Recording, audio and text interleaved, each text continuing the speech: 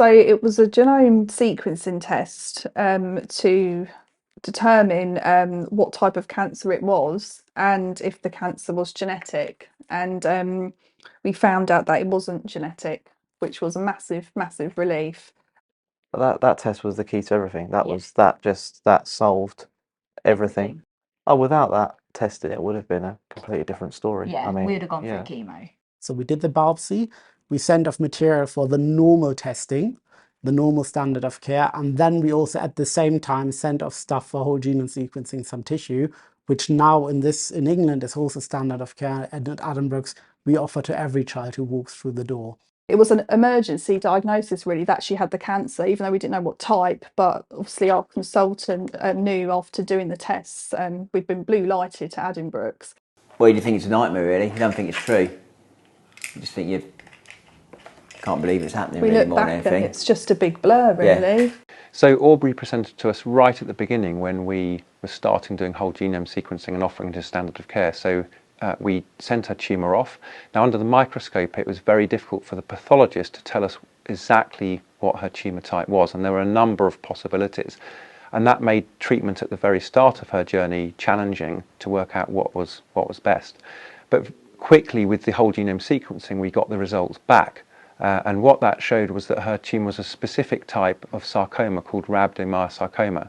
And by looking at all of the information in her tumour, we were really able to tailor her treatment going forward once we got that information.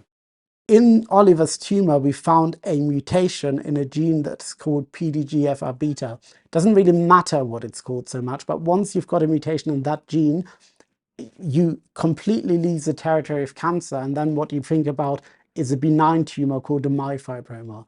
What was so astonishing about the results was this. The type of mutation was a very peculiar type of mutation that we could not have picked up with any other assay.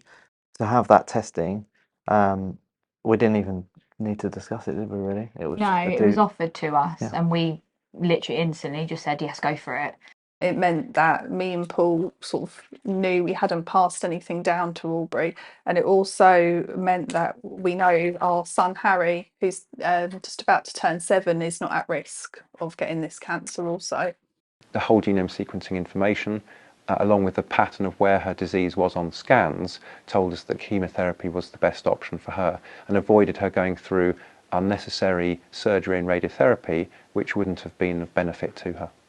It gives us so much hope, and as you can see, she's quite an active, happy little girl, and she's not laid up in bed every day. She's full of energy, and that gives us so much hope moving forward that she can try and beat this, and with the genome sequencing, we always know that there's research going into that for further treatment for her.